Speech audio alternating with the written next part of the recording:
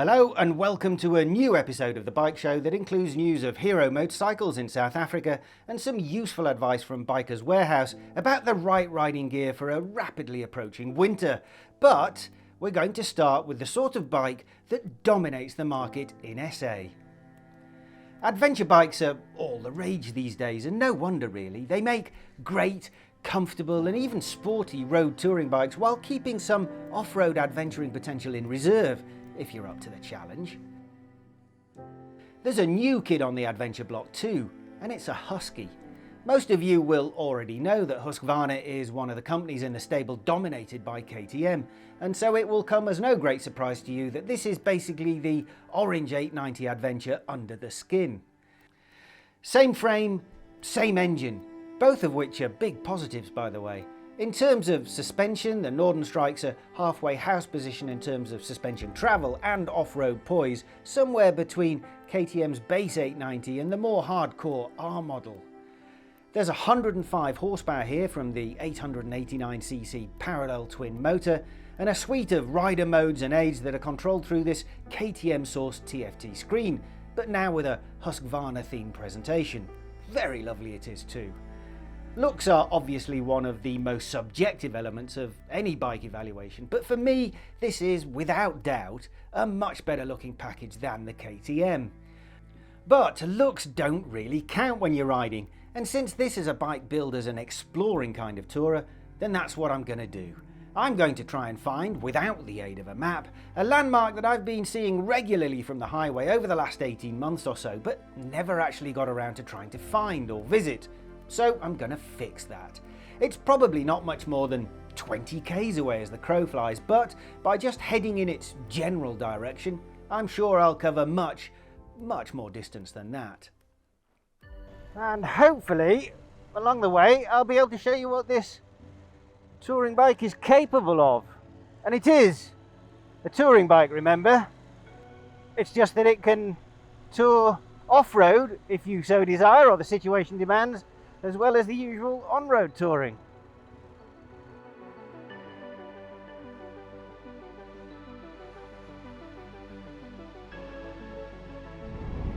Just a few short minutes outside Brioude, and already my internal compass, such that it is, makes me feel like I should really be going that way.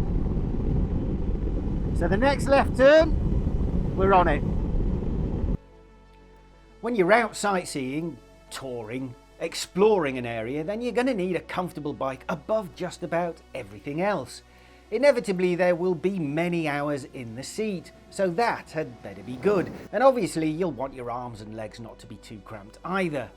The Norden has a really good seat, well padded, broad at the rear for long distance comfort and narrower near the tank where it helps the bike feel manageable and helps you get your feet securely planted if you're not the tallest. I rode very nearly 300 kilometres on the day I picked this bike up, and most of it was on roads I've never actually seen before. And you know what? The comfort overall seriously impressed me, especially the seat. The only thing that was a problem was this screen. It's a bit short, so even now at 110 k's an hour or so, I can feel that there's a lot of wind blast sort of from here, shoulders into the face, but especially on the top of the head. So yeah, if you're a taller rider, or actually even if you're sort of 5'8", 5'9"-ish, I think you'll be wanting to get a taller screen. It's a shame it's not adjustable really, especially on a bike of this price. And finally, a left-hand turn arrives, so I take it, off a big secondary road onto a smaller one and deeper into the Haute-Loire countryside. Okay, the road's obviously got a little bit smaller, but it's still top quality. I've never been down here, even though it's only a few kilometres from home. But it's a lovely little road. Excellent surface, fast flowing corners, good visibility. Yeah, you can still keep up a good pace, and that's down to the Norden having really confidence-inspiring handling and an easy-to-use engine. This may well be a chassis designed to handle some pretty serious off-road work, but that in no way prevents it from being an accomplished road bike as well. It pitches into corners with next to no effort, it holds a line comfortably, and the plush, almost too soft suspension gives a seriously magic carpet type of ride on the road, especially considering the extra suspension travel it has over the base 890 Adventure from KTM. If you really start to get carried away and you're in the mood to go a little bit mental, the Norden's well up to it. I have to say that it never ceases to amaze me quite how much grip these modern dual purpose tyres have got. These are the Scorpion Trails. Concentrate. Why do I feel this is tightening up? It's because it is. Yeah, Scorpion Trail 2s. I mean, you wouldn't want to take them to a racetrack, but on a road, even riding briskly, as long as you're predictable and smooth, it's staggering the amount of grip they've got. Although the engine's sweet spot is definitely in that middle third of the range, where you're just sort of rolling on and off and using the grunt of the motor, it's not averse to heading off up to the red line. In fact, it's more than happy to do so. And obviously then when you're heading up towards 8,000 RPM, you get the full 105 horsepower, is it? And that's plenty on roads like this. So you get a pretty rapid, athletic kind of sporting bike that's wafting along in a comfortable way. Yet the chassis at the same time is still accurate enough and stable enough that you can really enjoy a set of back roads like this. As I've been talking, the road has been steadily climbing. The temperature has dropped and the road has lost its markings too, seemingly as a result of some resurfacing, yet in places it still looks shiny and old. The mixture of surfaces makes me back off a little and think about which direction to head next. Much as I am enjoying this road, I have the distinct impression that I need to be over there somewhere.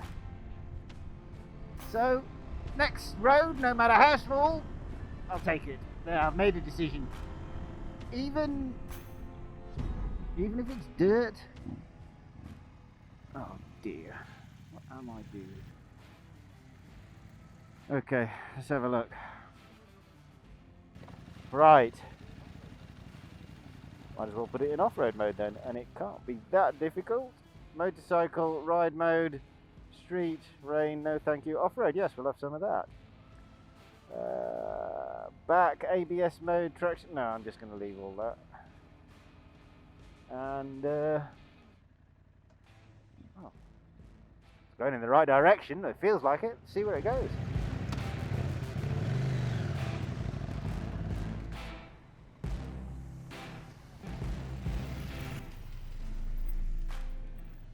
I am no off-road rider, and my boots, whoa, my boots are back in South Africa, so I feel a bit underdressed. And, you know, if it wasn't for that, I'd be third and fourth gear everywhere. Sideways, throwing it in there, but you know, save that for another day. I'd probably be getting air as well. In fact, I'm probably going to get too much air very quickly through hyperventilation, so let me just concentrate a bit. This has all got very soft, deep earth. It's rather suspiciously like sand, and suddenly there's a steep climb, and yeah, I'm professional road tester me, but the operative word is road, not earthy cliff. I'm leaving the traction control on actually. Oh, don't dig into my... explore! Come on, Norden, explore! Do it, explore! I should probably be stood up! Why? It's just further to fall! Oh, nice one, it's just digging in and traction is amazing, wow! Wow, I'm an explorer! Yes! Oh, actually, that's seriously impressive.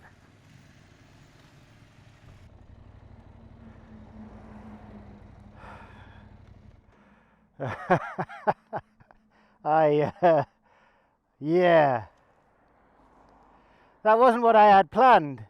It was a lot softer and more complicated and a lot more up and down than I thought it was going to be. The secret is obviously momentum. I managed it the first couple of hills, one or two I didn't and got stuck. You know what? Even though I had several small heart attacks, I actually quite enjoyed it. And I know for a fact I've cut a load of distance off compared to going on the tar. So, in theory, not too far down here will be the highway. And once I'm at the highway, I'm pretty close to the final destination. Exploring sights unseen is one of the great joys of biking, but to really enjoy it, you need a bike that is as easy to ride as it is fun to ride, and this Norden really delivers in that respect. Even if you're in the groove and going quite quickly, the chassis and the excellent brakes, they've all got plenty in reserve, so in case you do barrel into something a little bit too quickly, or maybe you're checking out the scenery and you're just not paying enough attention and you need to react to something that isn't exactly planned, then the Norden's got you covered really. It's got lots in reserve to help you out of situations, to help deal with the unexpected.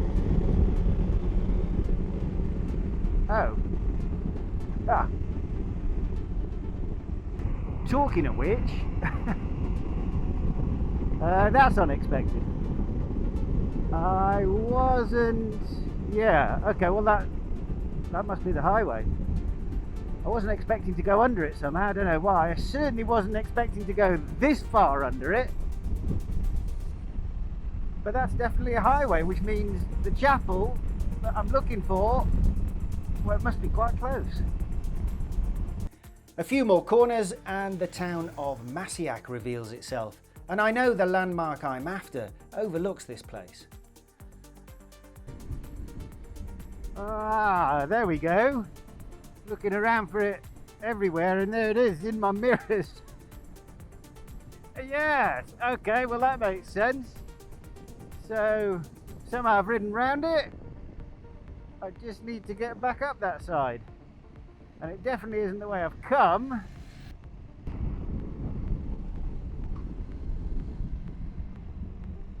Oh, how handy is that? A sign for the Saint Madeleine Chapel. Oh, I'll have some of that. That makes life easy. Why hasn't it been signposted the whole way? A couple more kilometres of tiny back road, traversing the highway again, from above this time, and I'm finally there.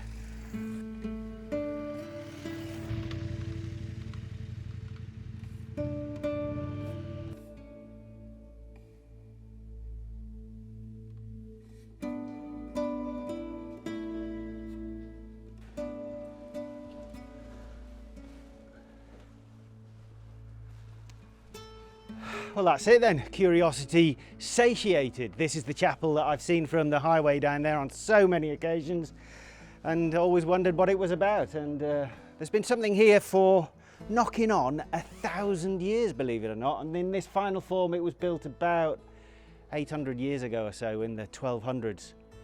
There's undoubtedly a fantastic view up here, which is possibly why Saint Madeleine lived here as a hermit. And apparently, legend has it that every night an invisible bridge appears between here and there's a similar chapel on the other side of the valley there. And the hermit and Saint Madeleine, the hermit on that side, would meet up in the middle and have a bit of a deep and significant religious conversation, apparently. Well, I'm not very deep or significant. However, cheesy link warning, this Norden is, I think, a pretty significant move for Husqvarna. They've been all about fancy urban road tools until now, if you think of the Vitpilen and the Svartpilens. But this, on the back of KTM, obviously, is a significant broadening of their range, if you like, and I think it's an absolute winner. I've really enjoyed my time with the bike, more than I did with the KTM. So, yes, significant for Husqvarna, and that is about as deep as I'm going to get at the moment.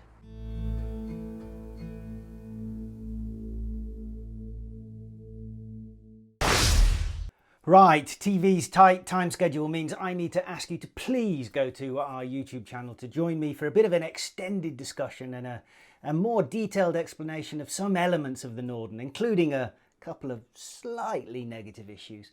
I'll just leave you with the thought that much as I preferred the Husqvarna to the KTM 890 Adventure, a bike I also really enjoyed, I think the fact that it's 25,000 Rand more than the base 890 means I might actually take the KTM if it was my money, even though in comparison it has obviously been heavily battered by the ugly stick. Time now for an ad break. Or, if you're watching on YouTube, let me just say right off the bat that preferring the Norden over the KTM 890 Adventure is one of those motorcycling things that isn't really explainable by numbers alone, because really there's not too much to suggest there should be anything other than a minuscule difference between the two models. But somehow I enjoyed the Husqvarna experience more, and since I had already really enjoyed the 890, then you'll get an idea of quite how impressed I was by this bike. Time then for a few more details, and let's stay with the price thing. The difference here in France is similar to the South African difference. So the Norden at 14,800 euros is 850 euros more than the 13,950 euro KTM 890 Adventure. It's 150 euros cheaper than the 14,950 euro 890 Adventure R. I think if you're after something that will help you do a lot of off-road adventuring, as you probably would in South Africa to be fair, then it's pretty clear that the extra ability of the R is the way to go. The base 890 offers pretty much exactly the same thing as the Norden, but with a little bit better wind protection, if I remember correctly, or at least a different sort of protection that didn't batter me around the head quite so much. But its suspension has a touch less travel and isn't quite as accommodating on the road. And it's not pretty next to the Norden, is it? Not even close. And somehow, perhaps through a slightly different riding position, I just enjoyed the Husky more on the road. If I could absorb the price difference without too much of a worry, then I'd go Husqvarna every time. If money was tight, which in my case it usually is, I think I'd have to go KTM. What else? The 19-litre tank is a good size, and if you're looking to eke out the distance on a smooth, unchallenging road, then you'll probably squeeze out, I don't know, up to 400 Ks between fill-ups. Obviously that comes down if you're having fun on the road or doing a lot of off-road stuff. The wind protection, as I mentioned, well, that screen, it just isn't good enough for anyone over about 5'6", so you'll need to extend it or replace it. I think at this price point it really should have some adjustability, so that was a bit of a letdown. The engine is excellent. Really, you can't ask for more at this capacity. It's on the money everywhere through its rev range. I would just say that it's a bit of a rattly old thing, so if you're sensitive to those kinds of engineering sounds, it might grate a little. As far as I know, it doesn't seem to have any effect on reliability. It's just one of those noisy engines. It reminds me in that way of BMW's inline four-cylinder jobby that I last sampled in the S1000R. Great performance, great reliability too, and yet at lower RPM it sounds like you've chucked a handful of rocks in an empty washing machine and set it to the spin dry cycle. The quick shifter on the Norden is, well, basically an absolute dream. Super smooth, up and down, one of the best I've used in a while.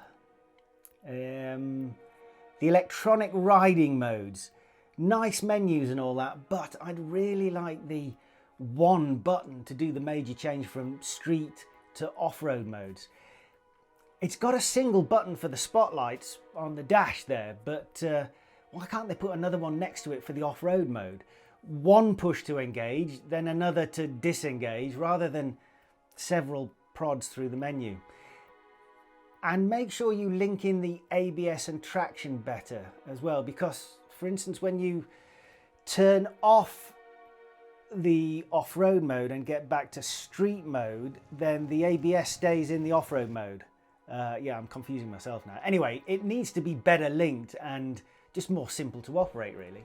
The rain mode softens power down by about 20 horsepower and makes the safety aids like ABS and traction control chime in that bit earlier. Very sensible and worthy, but when it rained during one of my rides and it properly pissed down, I actually forgot it was there. Which is bad road testing, I admit, but also testament to the predictability and controllability of the street mode's throttle response and the sheer confidence that the chassis and the tyres give you. I tried the rain mode in the dry, and yeah, it does. It softens the response of the throttle and it's noticeably more asthmatic with the power. So in difficult conditions, especially when you're on a long journey, you'd probably be wise to use it.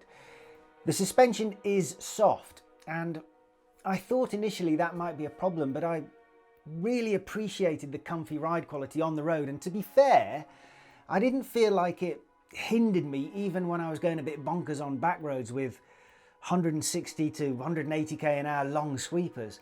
And it is fully adjustable, remember, so if you want some more firmness because you've got a lot of luggage or a passenger, or you're giving it the berries off-road, then you can dial all that in. The brakes, I have heard some other journalists, even Don I think, complain about them not being quite sharp enough.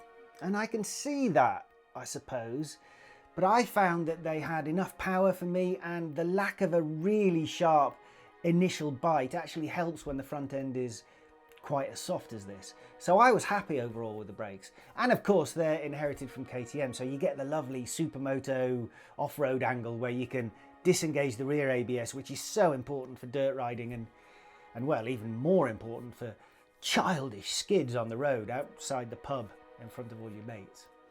Other nice stuff includes the mount for a sat-nav, connectivity for music, and turn-by-turn navigation that you can get on the TFT screen via the dedicated Husqvarna app. There's a toolkit under the side panel, and of course a pretty extensive list of accessories that includes a lot of luggage carrying options in association with Touratech. And I think that's about it, other than to say that if you're a rider who's lucky enough to be able to come with your bike to France occasionally, then I recommend, no actually, I insist you make the effort to ride here in the Auvergne.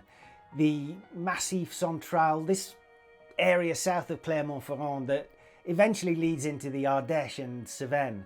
It's utterly brilliant for road and off-road riding. The roads are superb and not very busy. Most tourists don't come this way, preferring the more famous Alps and Pyrenees, but they're missing out. The scenery is stunning.